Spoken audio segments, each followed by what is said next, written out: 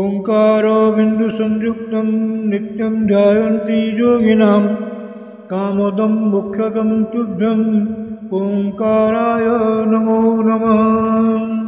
गुरु ब्रह्मा गुरुर्विष्णु गुरुदेव महेश्वर गुरु साक्षात् परं ब्रह्म तस्मै श्री गुरवे नमः। अज्ञानतिमिरन्धस्य ज्ञानाञ्जनशलाकया चक्षुरुन्मीलितं येन तस्मै श्री गुरवे नमः। अखण्डमण्डलाकारं व्याप्तं येन चराचरं तत्पदं दर्शितं येन तस्मै श्री गुरवे नमः। ध्यानमूलं गुरोर्मूर्तिः पूजामूलं गुरोर्पदं मन्त्रमूलं गुरोर्वाक्यं मोक्षमूलं गुरोर्कृपा। ब्रह्मानन्दं परमसुखदं केवलं ज्ञानमूर्ति द्वन्द्वातीतं गगनसदृशं तत्त्वमस्यादिलक्ष्यम् एकं नित्यं विमलमचलं सर्वधी साक्षीभूतं भावातीतं त्रिगुणरहितं सद्गुरुं तं नमामि। मन्नाथ श्री जगन्नाथ मद्गुरु श्री जगद्गुरु मदात्मा सर्वभूतात्मा तस्मै श्री गुरवे नमः। जंदारु ब्रह्ममूर्ति प्रणवतनुधरं सर्ववेदान्तसारं भक्तानां कल्पवृक्ष भवजलतरणी सर्वतत्त्वानुतत्त्वं योगीनां हंसतत्त्वं हरिहरणमिदं श्रीपति वैष्णवानां शैवानां भैरवश्च पशुपतिः परमशक्तितत्त्वं च शाक्तं बौद्धानां बुद्धसाक्षात् ऋषभजतिवर जैनसिद्धान्तसारं तं देव पातु नित्यं कलिकलुषहरं नीलशैलादिनाथम्। अथ श्रीमद्भागवत महापुराण पंचम स्कंध तृतीय अध्यायः। राजा नाभिंक चरित। नारायणं नमस्कृत्यं नरं चैव नरोत्तमं देवीं सरस्वतीं व्यासं ततो जयमुदीरयेत्। मूकं करोति वाचालं पङ्गुं लङ्घयते गिरिं यत्कृपातमहं वन्दे परमानन्दमाधवम्। निगमो कल्पतरोर्गलितं फलं सुखमुखातमृतं द्रवसंयुतं पिबतं भागवतं रसमालयं मुहुर्हो रसिका भुवि भावुकाः। श्रीशुक उवाच नाभिरपत्यकामो प्रजया मेरुदिव्या भगवन्तं यज्ञपुरुषम् अवहितात्मजजत।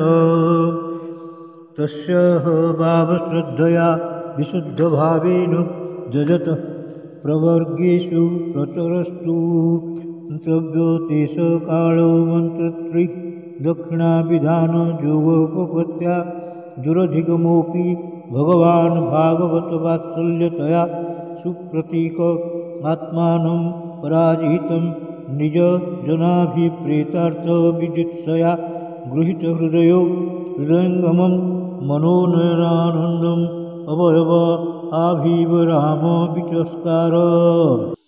अथः तमा विस्मृत भुजजुगलद्वयं हिरण्मयपुरुषविशेषं कपीशकौशेयाम्बरं धरं मुरसि विलसत्श्री वत्सललामं दरवर वनरूह वनमालाचर्चु मृतमणिगदादि अभिरूपलिखितं स्फुटकिरणप्रवर मुकुट कुंडल कटक कोटिसूत्रहार केव्र नुपुराद्यंग भूषण विभूषित ऋत्विक सदस्य गृहपतयो धना इवोत्तम धनमुपलभ्य सबहुमान मर्हणे नावनतस शीर्षाण उपस्तस्तु।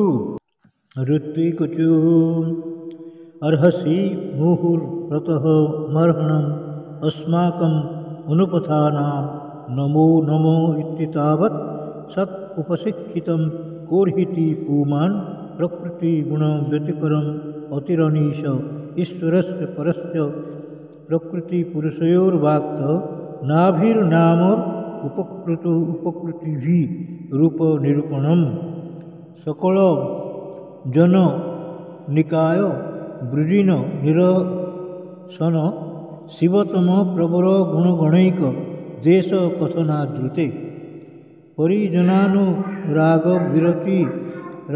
विरचित सबल संशब्द सलिलसित किशलय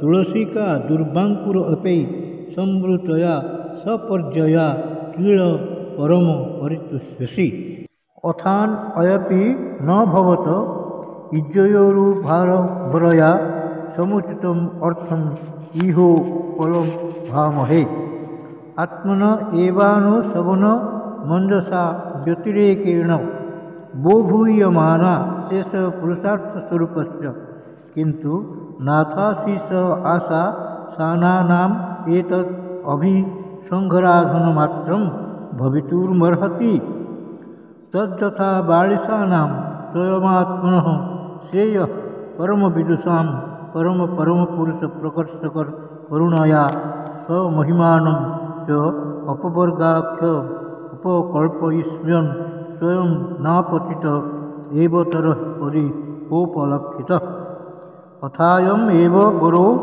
ह्यर्हत्तम जर्हि बर्हसि राजर्षेर्वरदर्शभो भवान् निज पुरुषेण क्षण विषय आसीत् असंग निश्चित ज्ञान नानल विधुता शेषमूलानां भवत् स्वभावान् आत्मरामाणां मुनीनाम् अनवरत परिगुणित गुणगण परम मंगलायन गुणगण कथनोऽसि अथ कथंचित् स्खलन क्षिप्तन दृम्भण दुरवस्थानादिषु विवसानां न स्मरणाय ज्वरमरणदशामपि सकल कल्पण कस्मल निरसनानि तव गुण ऋतुनामधेयानि वचन गोचराणि भवन्तु किंचायं राजर्षि प्रत्यकामः प्रजां भवा दृशिम् आशासान ईश्वरम् आशीषां स्वर्गापवर्गयोरपि भवन्तमुपधावति प्रजायाम् अर्थप्रत्ययो धनदमिवा धन फलीकरणम् को वा इहते पराजितु अपराजितया मायया न वसित पदव्यानावृत मतिर्विषय विषयानावृत प्रकृतिर अनुपासित महच्चरणः जदुह भाव तव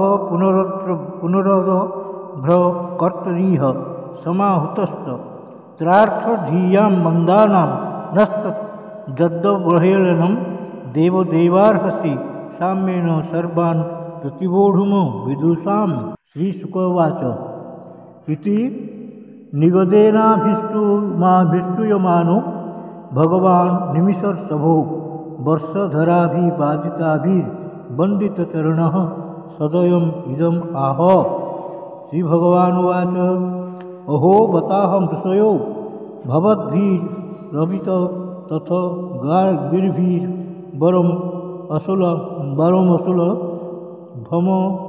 भमभिजादितो जद्मुष्यात्मजो मया सदृशो भूयादीति ममाहम् एवम् अभिरूप कैवल्या तथापि ब्रह्मवादो न मृषा भवितुर्मर्हति ममैव हि मुखं यद् द्विजदेवकुलं तत अग्निध्येयंस कलयावतरिष्यात्मा आत्मतुल्यम् अनुपलभ्यमानः